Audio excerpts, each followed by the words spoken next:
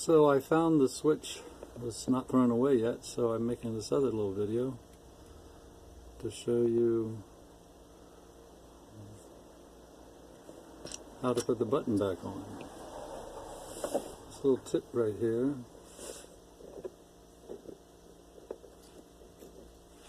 has to fit on the button. There's one on both sides. A little white spot there. Drop it. Now this is the broken button. Doesn't have its full length of tab. But down inside, oh, we're going to be able to see that or not? Yeah. Down there is the groove. So this just falls into place. Okay, so it's sitting there, but now we got to get those little tips into the holes,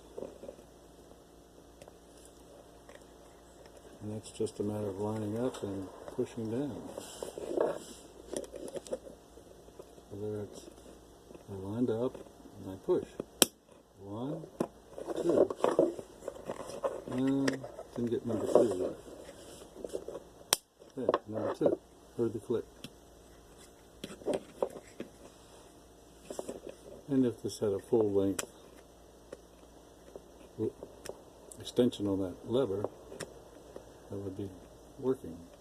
This switch actually would work for opening, not for closing, because of the broken. So yeah, that's all there was to it.